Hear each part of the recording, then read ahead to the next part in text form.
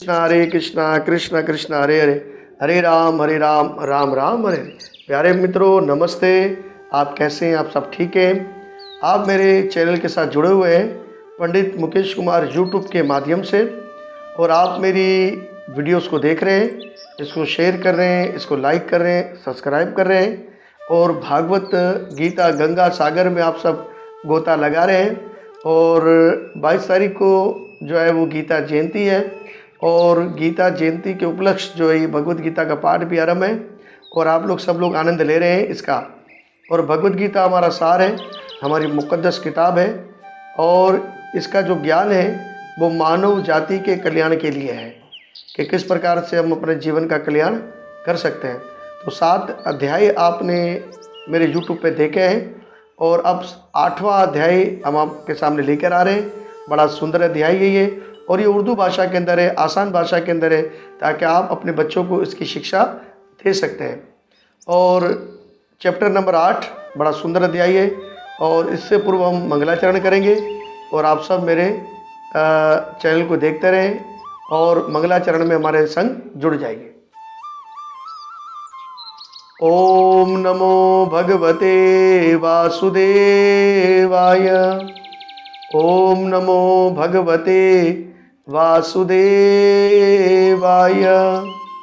ओम नमो भगवते वासुदेवाय। कृष्णाय वासुदेवाय देवकी नंदनाय च नंदगोपकुमाराय श्री गोविंदाय नमो नमः।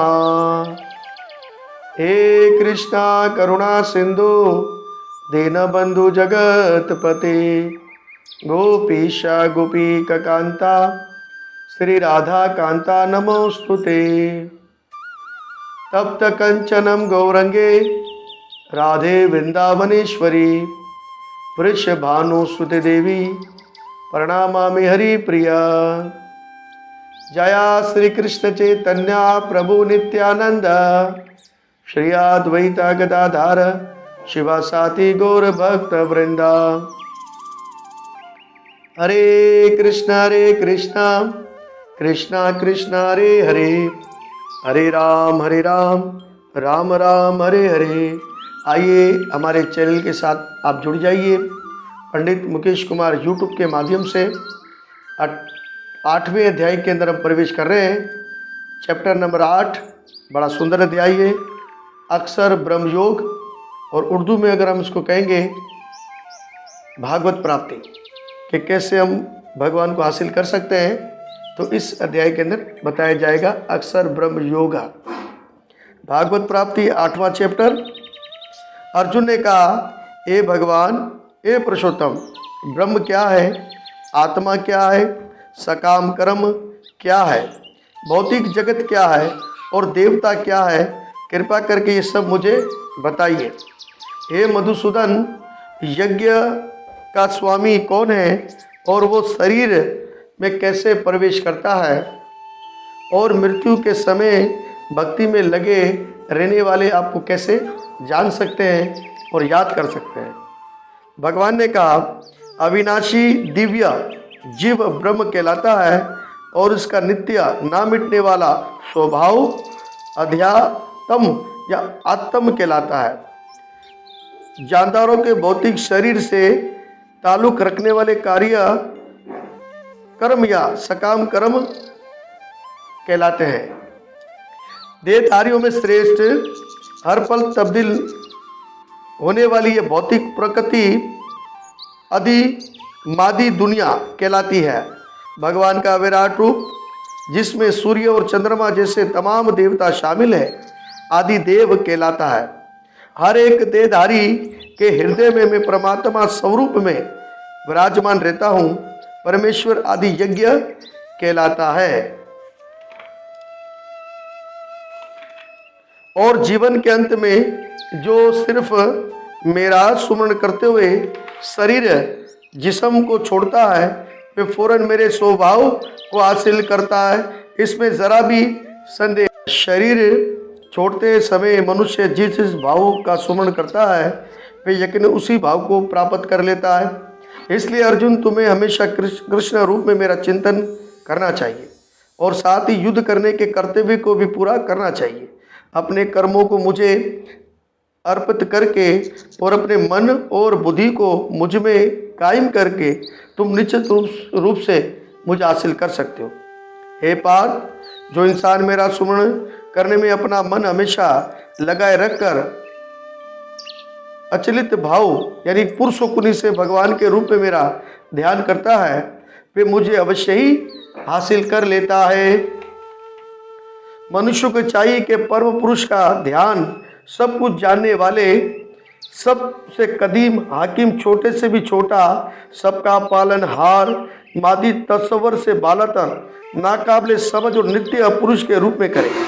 वे सूर्य की तरह तेजवान और इस मादी कुदरत से परे दिव्य रूप है।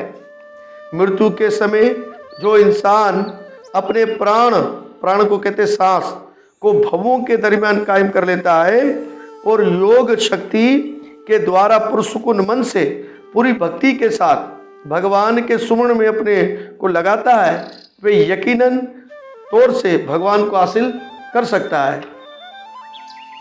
जो वेदों को जानते हैं, जो ओमकार का रटन करते हैं, वे संन्यास आश्रम के बड़े बड़े महान साधु हैं, वे ब्रह्म में प्रवेश होते हैं। ऐसी सिद्धि की इच्छा करने वाले ब्रह्मचार्य व्रत का अभ्यास करते हैं। अब मैं तुम्हें वे विधि कहते तरीका बताऊंगा जिसे कोई भी इंसान मुक्ति हासिल कर सकता है। तमाम इंद्रियों की क्रियाओं, आवाज़ की नकल व हरकत से लाताल्लुक को योग की हालत, योग धारणा कहा जाता है। इंद्रियों कहते हवास के तमाम दरवाज़ों को बंद करके मन को हृदय में, सांस को सर की चोटी पर लगाकर मनुष्य अपने को योग में कायम करता है। इस योग अभ्यास में कायम होकर अक्षरों के परम जोड़ ओम का रटन करते हुए अगर कोई भगवान का चिंतन करता है, वे अपने शरीर का त्याग करता है, तो वह निश्चित रूप से परम धाम को पाता है। मुझे हासिल करके महापुरुष जो भक्ति योगी हैं, कभी भी दुखों से भरी इस फानी दुनिया में नहीं लौटते, क्योंकि इन्हें परम सिद्धि हासिल हो चुकी है। इस जगत में ऊंचे लोगों से लेकर निचले लोगों तक सारे लोग दुखों का घर है, जहाँ जन्म और मृत्यु का चक्कर लगा रहता है।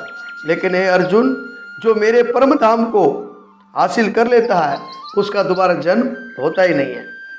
इंसानी किताब के मुताबिक 1000 युग मिलकर ब्रह्मा के यानी कि सबसे पहले जानदार अर्जुन ये कायनात आगे बढ़ी, एक दिन बनता है और इतनी बड़ी ब्रह्मा की रात भी होती है। ब्रह्मा के दिन के शुभ आरंभ में सारे जीव अदम मौजूद हालत से जाहिर हो जाते हैं और फिर जब रात्रि आती है तो वो गैर जाहिर रूप में मिल जाते हैं। जब जब ब्रह्मा का दिन आता है तो सारे जीव प्रकट होते हैं और ब्रह्मा की रात होते ही वे बेबसी की हालत में नाश हो जाते हैं। इसलिए एक ऐसी प्रकृति, जाहिर ना होने वाली कुदरत जो शाश्वत लाफानी है, इस अव्यक्त यानी कि जाहिरी और गैर जाहिरी के मकाम से परे है। ये परा जब इस संसार का पूरी तरह नाश हो जाता है, तब भी इसका नाश नहीं होता। जैसे वेदांती वेदों को जानने वाला गैर जाहिरी अविनाशी बताते हैं, जो परम गुप्त यानी कि गुह्य है, राजधारणा है, जिसे हासिल करने पर कोई वापस नहीं आता, वही मेरा परम धाम है। भगवान जो सबसे महान है, शुद्ध भक्ति के द्वारा ही हासिल किए जा सकते हैं। अगरचे वे अपने परम धाम में विराजमान रहते हैं, तो भी वे सर्वव्यापक है और उनमें से कुछ कायम है। ये बड़े श्रेष्ठ, अब मैं तुम्हें मुख्तलिफ औकात के बारे में बताऊंगा, टाइमिंग के बारे में बताऊंगा, जिसमें संसार से गुजर जाने पर योगी वापस आता है या नहीं आता। जो पार ब्रह्म को जानते हैं, वे अग्निदेव के प्रभाव प्रकाश में दिन के शुभ लम्हे शुक्ल पक्ष ढलते चांद के 15वीं में जब सूरज उत्तरायण इन 6 महीनों के दौरान जब सूर्य शुमाल में सफ़र करता है रहता है, तो उन 6 महीनों में इस संसार से शरीर छोड़ने पर इस ब्रह्म को हासिल कर लेता है। जो योगी धुआं रात कृष्ण पक्ष चांद की अंधेरी रातों में या सूर्य के दक्षिणायन में रहने के 6 महीनों में शरीर छोड़ता है, तो वो चंद्रलोक को जाता है, लेकिन वहां से फिर चला आता है। वैदिक असूलों के मुताबिक इस संसार से गुजरने के 2 रास्ते बताए जाते हैं, एक उजाला और दूसरा अंधेरा। जब मनुष्य उजाले के मार्ग से जाता है तो वो वापस नहीं आता, लेकिन अंधेरे पक्ष से जाने वाला फिर लौट आता है। हे अर्जुन, अगरचे भक्त लोग इन दोनों मार्गों को जानते हैं, लेकिन वो मोहग्रस्त नहीं होते, इसलिए तुम भक्ति में अपने आप को लगा दो। जो मनुष्य भक्ति मार्ग को अपनाता है वह वेद अभ्यास, तपस्या, दान, यज्ञ, सकाम कर्म करने से हासिल होने वाले फलों से महरूम नहीं होता। वे सिर्फ भक्ति करके ही इन तमाम फलों को हासिल करता है और आखिर में परम नित्य धाम को हासिल कर लेता है। इस तरह श्रीमद् भगवद गीता भागवत प्राप्ति अक्षर ब्रह्म योग नामी 8वां अध्याय समापतम। तो इस प्रकार से प्यारे मित्रों 8वां अध्याय हमारे यहाँ पर समाप्त हो गया। हमारे हाथ जोड़कर आपसे प्रार्थना है आप ज़्यादा से ज़्यादा इसको शेयर करें, ताकि हमारे धर्म का प्रचार कार्य चलता रहे और लोग भगवद गीता के संग जुड़े रहें। और अब आप हमारे 9वें अध्याय का इंतज़ार कीजिएगा, 9वीं वीडियो का जल्द हम आपके पास लेकर आएंगे।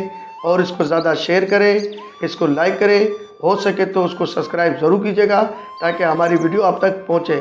जय श्री कृष्णा, जय गुरु नमन।